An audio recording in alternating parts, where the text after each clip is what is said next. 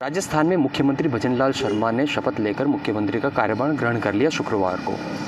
पिछली सरकार में सबसे बड़ा मुद्दा था पेपर लीक। युवाओं ने पेपर लीक मामले को देखते हुए शायद वोटिंग की है और अब भाजपा सरकार आ गई। कोचिंग संस्थान पे आई है चिंतामणि, उदयपुर शहर के बीच में स्थित है।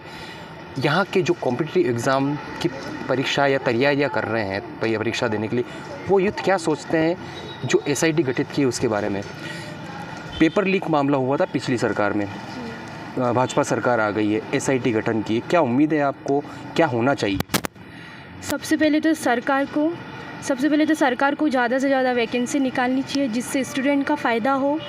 और जो ये सरकार बार बार पेपर लीक करवाती है, हर बार हम इतनी पढ़ाई कर लेते हैं उसके बाद भी इनका संगठन इतना मजबूत नहीं है, तो प्लीज़ पहले तो इनका आरोपियों को पकड़ें और सख्त कानून बनाए और ज़्यादा से ज़्यादा वैकेंसी निकाले और इतना ही सिलेबस दे जितना बच्चे पढ़ रहे हैं उसके अकॉर्डिंग ही सिलेबस आए। अच्छा, एक स्टूडेंट को जब कॉम्पिटिटिव एग्ज़ाम की तैयारी करता है उसको कितनी लंबी पढ़ाई करनी पड़ती है, कितना त्याग करना पड़ता है, और उसके बाद जब ये चीज़ें सुनने को मिलती है परीक्षा देने के बाद, तो कैसा लगता है, क्या तैयारी रहती है इस बारे में? जैसा कि हम सब हम देखते हैं कि इतनी तैयारी करने के बाद भी हम फैमिली से दूर रहते हैं और इतनी तैयारी करने के बाद भी हमको कोई सफलता नहीं मिलती है, एकदम से पेपर लीक हो जाता है। तो इसके लिए संगठन मजबूत होना चाहिए। मेरा ये मत है कि एक बच्चा अपने माँ बाप से दूर रहता है, उसके बाद भी इतनी पढ़ाई करने के बाद भी पेपर फेल हो जाता है तो कोई वर्थ नहीं है, इसलिए संगठन मजबूत होना चाहिए। और स्पेशल इन्वेस्टिगेशन टीम से मेरी रिक्वेस्ट है कि वो इसको पेपर लीक ना करवाए नेक्स्ट टाइम। आप बताइए, क्या समझते हैं, पेपर लीक हुए, उम्मीदें टूटी, अब SIT गठन नई सरकार से किस तरह से उम्मीदें रहेगी? मैं ओम चिंतामणि कोचिंग क्लासेस की छात्रा हूँ। तो अभी जो SIT का गठन हुआ है उस बारे में सिर्फ इतना ही कहना है कि ये जो गठन का काम होता है ये पेपर लीक होने के बाद होता है, तो इससे स्टूडेंट को क्या फ़ायदा है। उनका इतना टाइम, उतनी मेहनत, उतनी होप्स सब एक साथ ले डूबते हैं।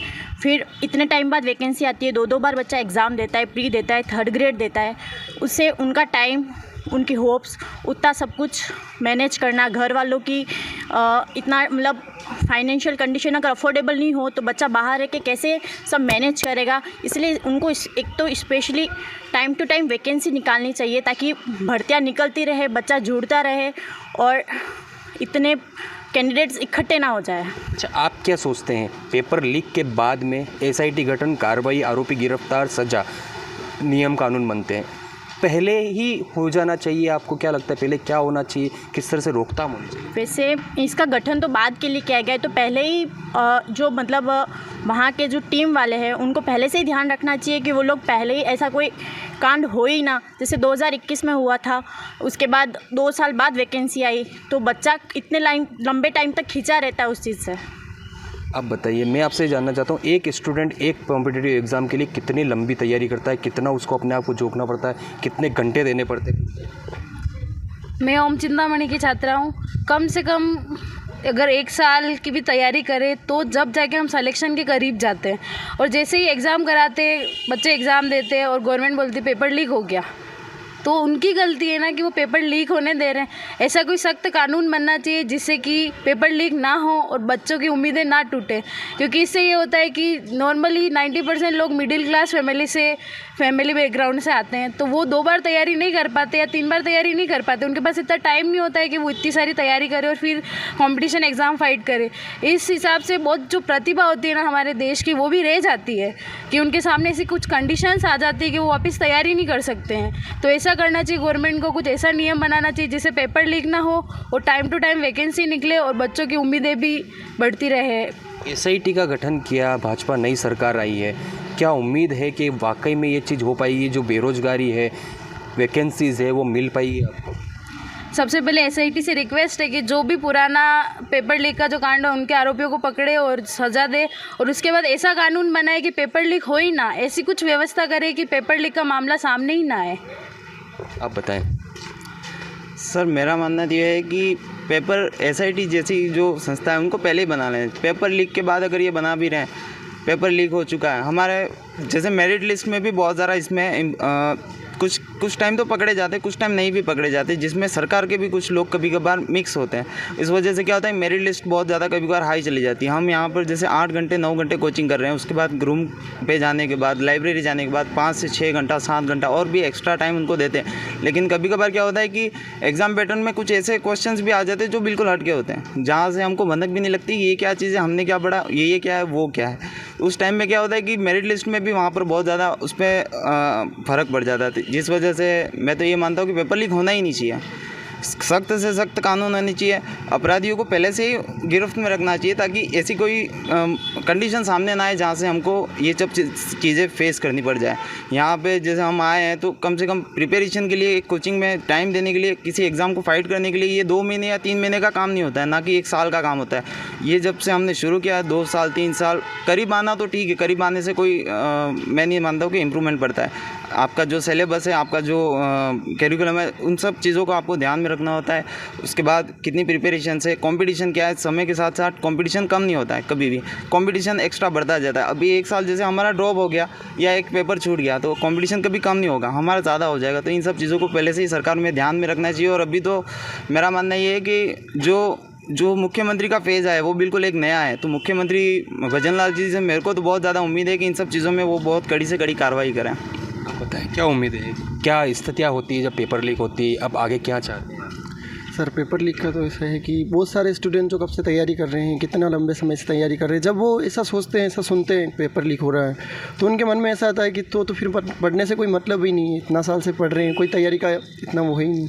इसलिए और मेरे साथ भी कितने स्टूडेंट जो तैयारी कर रहे थे, लंबे समय से तैयारी की उन्होंने पढ़ने के लिए, लेकिन जब उनको पता चला कि पेपर लीक हो गया तो फिर उन्होंने वो छोड़ दिया, पढ़ाई करना ही छोड़ दिया, कि वो सोचते हैं कि मतलब ही नहीं इसका मतलब तो, क्योंकि जब तक सरकार के ही सदस्य पेपर लीक करते हैं, सरकार के ही सदस्य अगर पेपर लीक करेंगे तो फिर क्या मतलब निकलेगा सर। अच्छा, आपने कोई एग्ज़ाम दी, ऐसा कभी हुआ भगवान अगर ऐसा हो, लेकिन हुआ है सर। हर कौन सी एग्ज़ाम दी?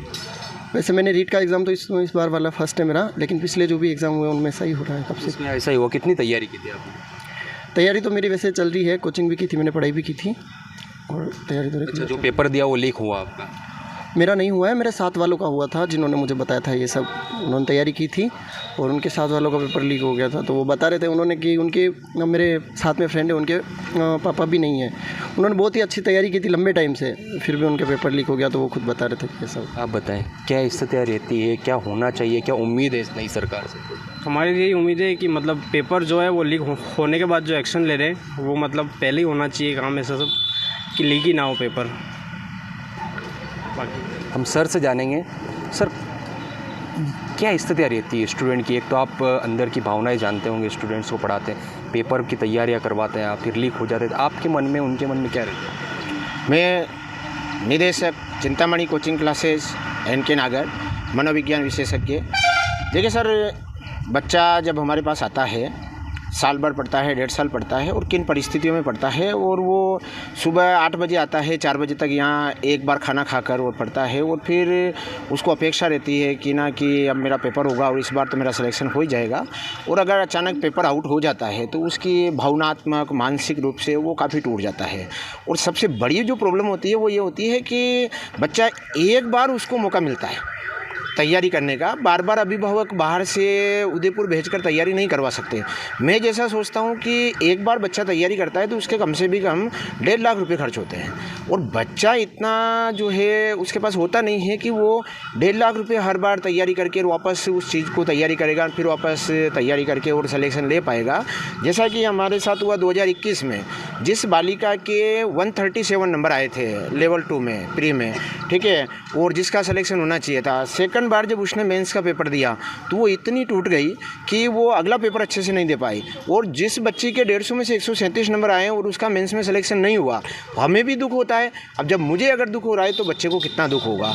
और सबसे बड़ी जो मैं इमोशनल पार्ट बच्चों का देखता हूँ, सुबह 8 बजे महिलाएं अपने बच्चों को छोड़कर आती है और 4 बजे तक यहाँ पढ़ती है, और उसके बाद अगर उसे इस घटना से गुजरना पड़ता है तो स्वाभाविक सी बात है कि दर्द तो होगा। अच्छा, शॉर्ट में बताइए क्या होना चाहिए इन चीज़ों की रोकथाम के लिए? इसकी रोकथाम का सबसे बढ़िया उपाय ये होता है कि आप बाद में कोई कार्रवाई कर रहे हो, इसकी जगह पहले कार्रवाई करें।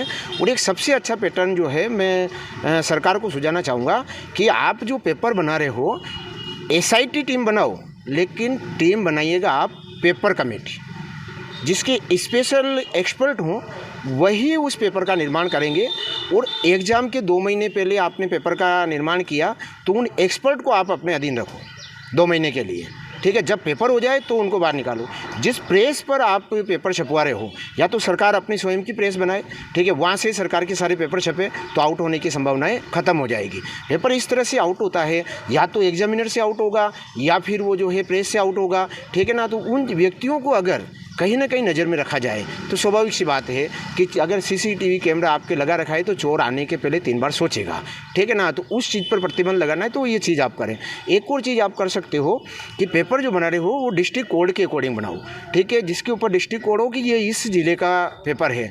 लेकिन जब उसको डिवाइड किया जाए, उदयपुर के पेपर पर जिस पे लिखा हुआ है उदयपुर, उसे उदयपुर नहीं भेजा जाए, अदर डिस्ट्रिक्ट में भेजा जाए।